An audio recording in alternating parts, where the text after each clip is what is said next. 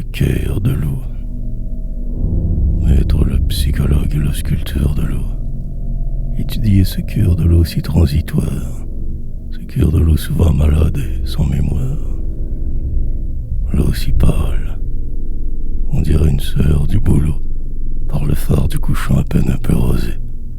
Mais, dormante, elle rêve à d'orageuses mers, et, somnolente, elle est la grande névrosée, en qui se plaint sans cesse un écheveau de nerfs.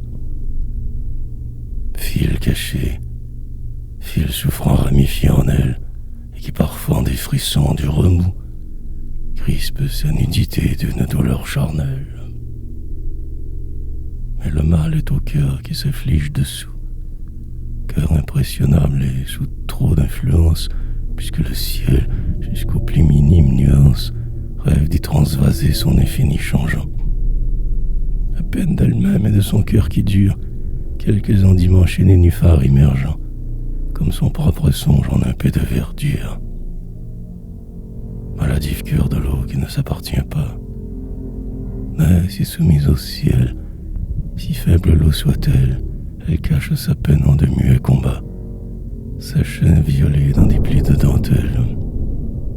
Pourtant on la devine en proie à l'idéal, et qu'elle a les longueurs, sous ses ondes mobiles, des filles de 13 ans qui deviennent nubiles. Et l'on dirait aussi que, parmi l'eau, le mal, mystérieux d'une puberté s'élabore.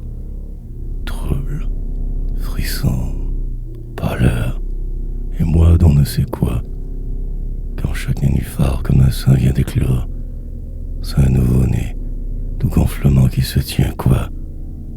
Ah, ce cœur de l'eau vaste en qui tout s'amalgame, ce cœur de l'eau plus compliqué qu'un cœur de femme. Il faudrait pourtant bien un peu l'analyser. Ouais, mais l'eau ne veut pas que quelqu'un la révèle, et brusquement tous les décors sombrent en elle, dans un grand coup de vent, troublant comme un baiser. Et la voilà, pour que rien d'elle ne s'avère, qui s'est enfuie au fond de sa maison de verre.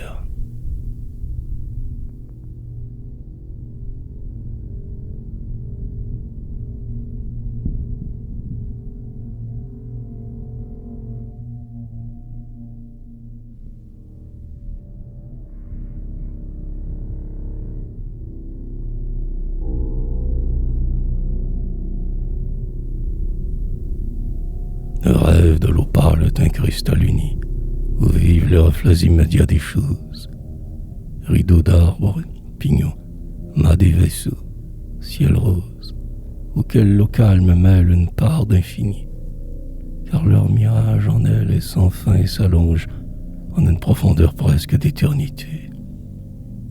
Les choses ont ainsi leur minute de songe, où chacune, dans l'eau, se semble avoir été et s'aperçoit déjà vague et transfigurée, car tout en y prenant conscience de soi, les choses dans l'eau vaste échappent à leur loi et plongent un moment dans un ciel sans durée. C'est ainsi que l'eau frêle a vécu d'irréel.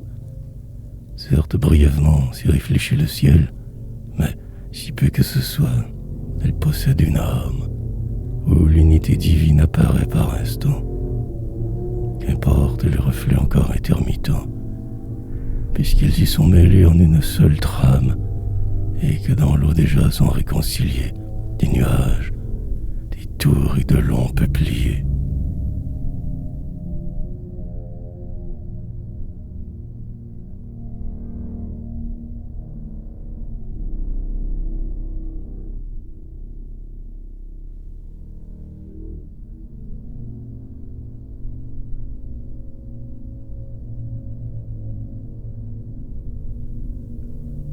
L'eau vivante vraiment et vraiment féminine aime le ciel comme en un hymen consenti, reflétant ses couleurs et sans nul démenti, car pour lui correspondre en tout, elle élimine les choses qui pourraient mitiger son reflet, et soi-même s'oblige à rester incolore. Quel émoi douloureux si le vent est raflé, ce cristal où le ciel lointain trouve à son chlore un fidèle miroir désormais nul et nu. Il est des jours dans cet amour tout ingénu, dans cet amour du ciel et de l'eau, des jours tristes, où le ciel gris dans l'eau se retrouve si peu. Puis d'autres où l'eau gaie absorbe tout son bleu, bleu de moi, de mari et de congrégioniste. Mais c'est le soir surtout que devient mutuel leur amour, à l'heure où l'opale ravie brûle des mêmes feux d'étoiles que le ciel. Plus rien n'est dans eux qui les diversifie. Ressemblance, miracle inouï de l'amour, où chacun est soi-même et l'autre tour à tour. Or, dans l'assomption de la lune opportune, comme l'amour de deux amants silencieux, pour se prouver, se réciproque dans leurs yeux, on voit le ciel et l'eau se renvoyer la lune.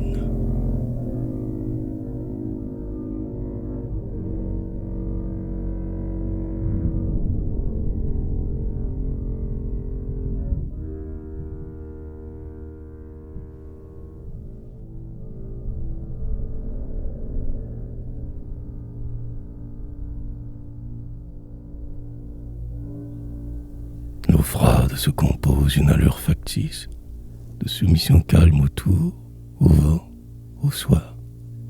Mais elle cache en elle un vouloir subreptice, et le cœur de son cœur est hermétique et noir. À peine, en son dédain, garde-t-elle la trace des lourds chalands qui l'ont remué un moment, et le visage humain demeure à la surface s'il cherche à s'incruster dans ce miroir qui ment. Miroir au teint bougeant qui s'éraille et dégèle, à plus forte raison le passage du neige. Mais quant aux arbres vains, dont c'est l'orgueil aussi d'être répercutés dans l'eau qui les fait vastes, vite ils voient dépérir leur mirage transi. Même le clair de lune et les étoiles chastes, encore que l'eau fière et triste soit leur sœur, ne vont pas plus avant dans cette eau qui les porte, malgré leur insistance et leur air de douceur. Que ne va la lueur dans les yeux d'une morte? C'est que le cœur de l'eau, si résigné soit-il à tout ce que la vie impérieuse inflige, et le contraint à réfléchir dans son eau lige, ne garde des objets qu'un reflet volatile et se conserve intact comme un cœur de poète. Asile impénétrable, l'Oriane est descendu, des choses d'alentour dont le mirage est dû, mais où l'éternité du ciel seule se reflète.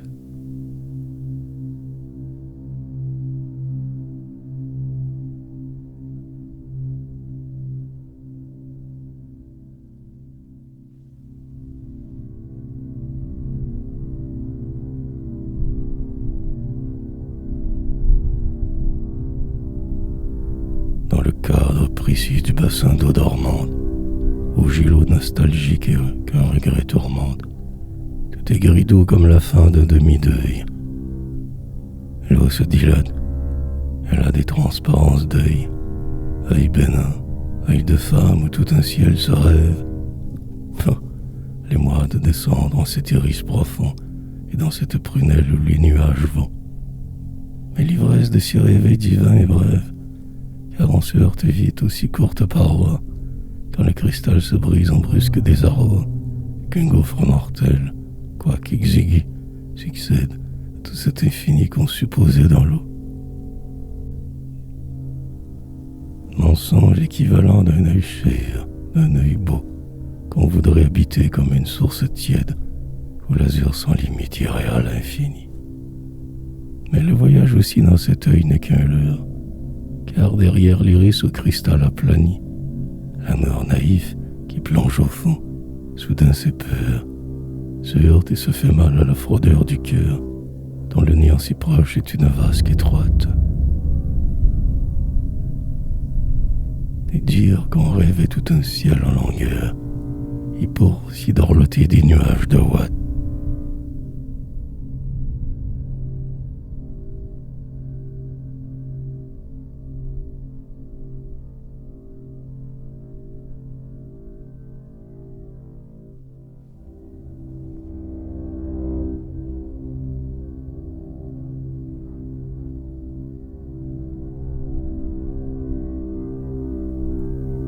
Ma voix voix de l'eau qui passe est triste et mire en elle la moindre affliction qui la frôle un peu, et qui, s'est résorbant, ironie éternelle, mais en sourdine et comme en filament de Dieu. C'est d'abord la douleur des grands sauts lunaires, les chevaux en folie où sont brillés les fils. Puis c'est le songe aigri des clochers centenaires, reflétant jusqu'au fond leur nocturne profil. Or, ces clochers mirés laissèrent leurs cloches, et c'est pourquoi la voix de l'eau garde toujours l'air des cloches qui s'y survivent et détourent. Mais l'eau s'imprègne aussi du bruit des orgues proches, qui se traînent sur les grands routes d'où l'on sent la plainte, qui sont des plantes d'oiseaux en sang, s'égoutter se fondre en l'eau qui les délaye. Sa voix est triste encore d'un spleen plus volatile. La voilà s'affligeant du départ en exil, de la fumée au loin que la bise balaye, et qui, violentée, abandonne dans l'air ses voiles, et dans l'eau vient mourir toute nue. Que de choses enfin, bref comme un éclair, que la voix de l'eau mirée qu'elle continue, survivance de tant de reflets dans sa voix qui prolonge un peu les voix qui se sont tues, voix triste qu'on dirait posthume et d'autrefois, voix qui parle comme regarde les statues.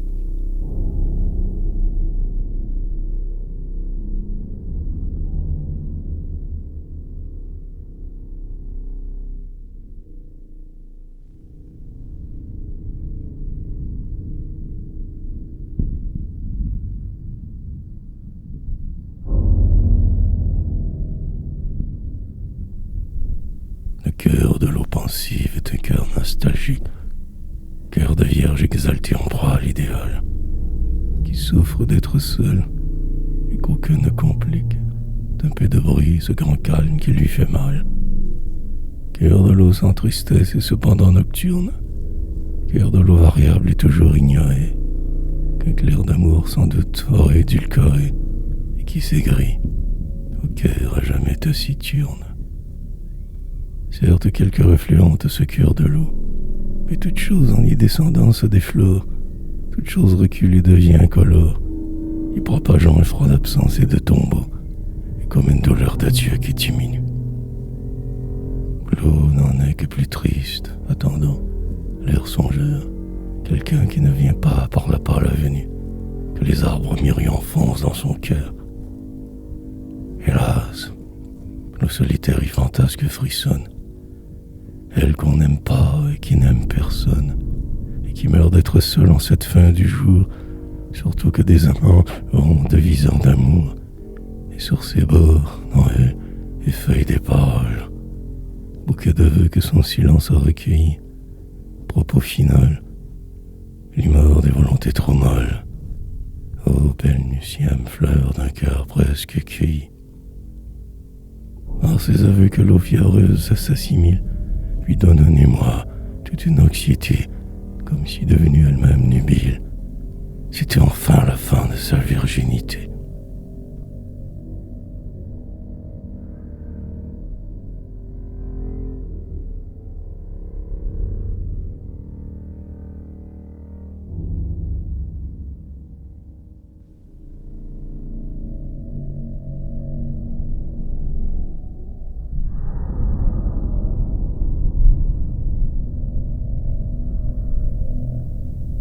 Les jets d'eau, tout le jour, disent des élégies. C'est la forme la moins consolable de l'eau, car il porte haut dans l'air ses nostalgies, montant et retombant sous son propre fardeau. Tristesse des jets d'eau qui sont de l'eau brandie, mais nul n'entend leur mal et rien n'y remédie. Jets d'eau toujours en peine, impatient du ciel. Là, l'azur défia leurs altesses de lance, symbole édifiant d'une âme qui s'élance et pulvérise au vent son sanglot éternel. Car les sœurs des jets d'eau défaillent en cascatelle, et leur cœur est aussi comme d'un exilé, cœur caché qu'on entend pleurer dans des dentelles.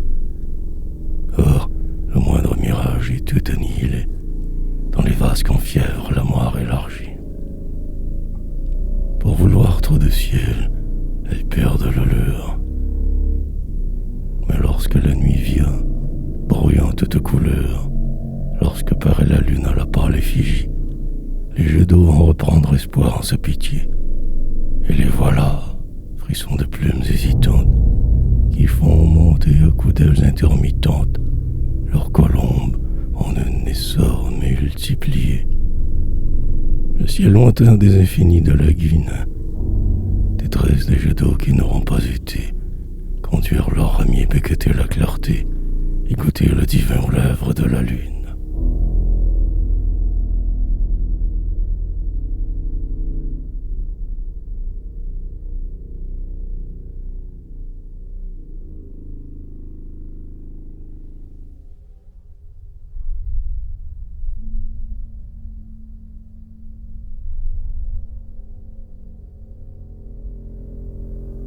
Tel canal solitaire, ayant bien renoncé, qui rêve au long d'un quai dans une ville morte, où le vent faible à son isolement n'apporte qu'un bruit de girouette en son cristal foncé, s'exalte d'être seul aux bonnes solitudes. Isolement par quoi son cœur devient meilleur, quand l'eau s'est peu à peu déprise et se dénude de tout désir qui lui serait une douleur.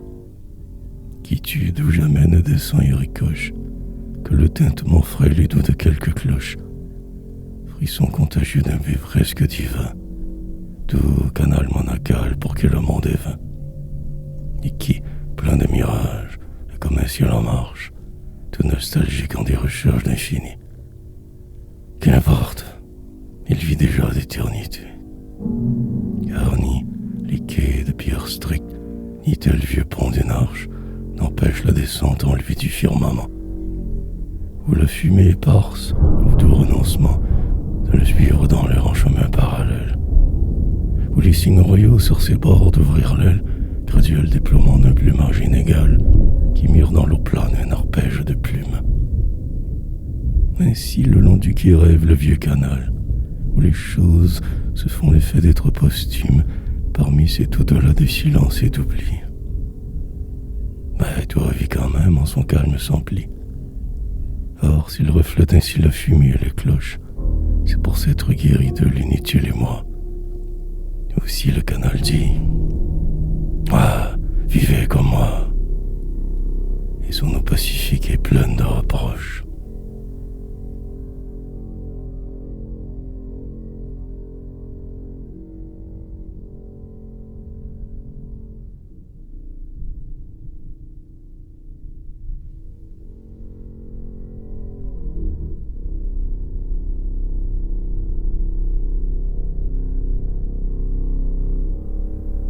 Les pièces d'eau, songeant dans les parcs taciturnes, dans les grands parcs muets semés de boulingrins, s'aigrisent, et non plus pour tromper leur chagrin qu'un décalque de ciel avec les deuils nocturnes. Une fête galante en nuages mirés, en nuages vêtus de satin soufre et rose, qui s'avance noué de rubans et parés pour quelque menuet ou quelque apothéose. Nuages du couchant souple falbala, à tour bouffant, panier sur des hanches aiguës, tout se mire parmi les vasques exiguës. Et le siècle défunt revit dans le cœur là de l'eau qui soudain se colore, et croit revoir de belles dames sur ses bords. Du cœur de l'eau, des pièces d'eau se remémore, lui qui songeait. Ah, qu'il est loin le temps d'alors, ce joli temps des fins corsages à ramage. Or ce temps recommence et le revoit encore, mais pour un court instant, l'ancien cher décor, souvenir qui repasse au hasard des nuages. Car c'est tout simplement cela, le souvenir, un mirage éphémère, une pitié des choses, qui dans notre âme vide ont l'air de revenir. Tel, dans les pièces d'eau, le ciel en robe rose.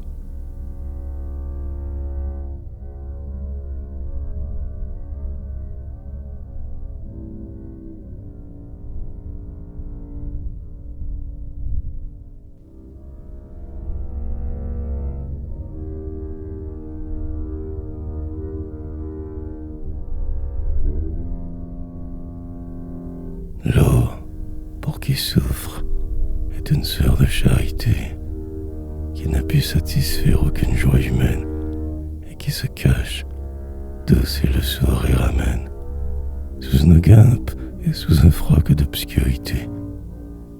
Son amour du repos, son dégoût de la vie sont si contagieux que plus d'un le suivit dans la chapelle d'ombre au fond pied des eaux.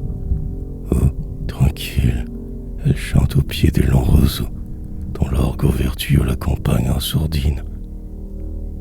Elle chante, elle dit les doux abris que j'ai pour ceux de qui le cœur est trop découragé. Ah, la molle attirance et quelle voix divine, car, pour leur fière, c'est la fraîcheur d'un bon lit. Et beaucoup, aimantés par cet appel propice, perclus, entrent dans l'eau comme on entre à l'hospice, puis meurent. L'eau les lave et les ensevelit, aussi courant, aussi frais que de fines toiles. Et c'est enfin vraiment pour eux la bonne mort. Cependant que, le soir, autour du corps qui dort, l'eau noire allume un grand catafalque d'étoiles.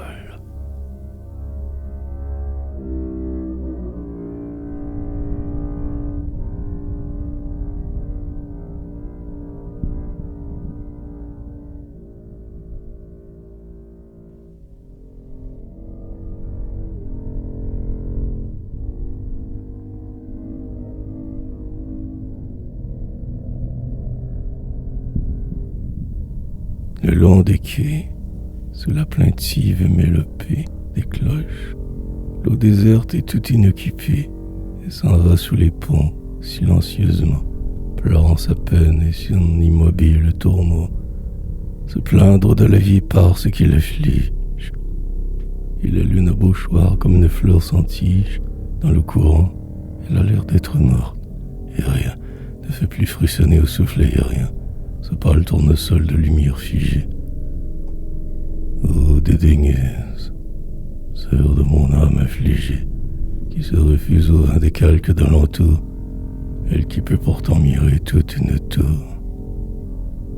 Ô taciturne cœur fermé de l'eau noire, tout à se souvenir en sa vaste mémoire d'un ancien temps vécu qui maintenant est mort.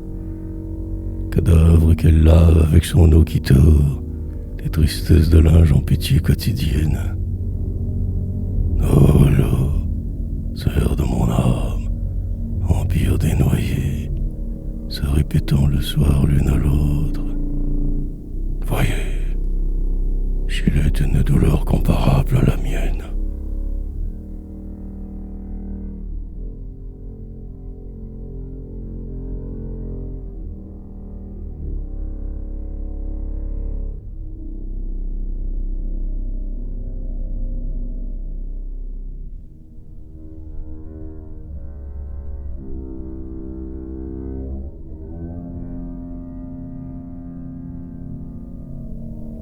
L'eau triste des canaux s'est désaccoutumée de refléter le noir passage des vaisseaux quand l'hiver l'a figé et l'a comme étamé. Mais parfois, certains jours, le dur sommeil des eaux, sans mirage en lui de la vie en allée, s'évapore. On dirait un recommencement et que l'eau, d'un air vague, encore un peu dormant, sort comme d'une alcôve au rideau de gelée. Ô nudité de l'eau dans le réveil de soi, reprise des devoirs de la vie affligeante, fuite du clair sommeil et des rêves, et moi, de l'eau qui se déclôt et qui se désargent. Or, ce désordre blanc qui jonche les bassins, ces glaçons bousculés comme des traversins, n'est-ce pas tout l'ennui, le désarroi précoce, d'un lit défait où pleure un lendemain de noces?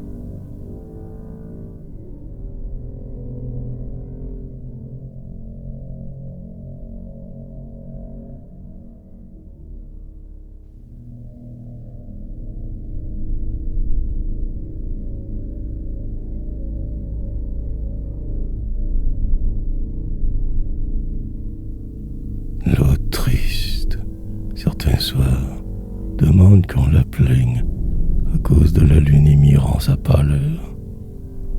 Les roseaux sont autour des glaives de douleur dans la lune qui saigne, car la lune est le cœur, le sacré cœur de l'eau, emmaillotant sa plaie au linge du halo.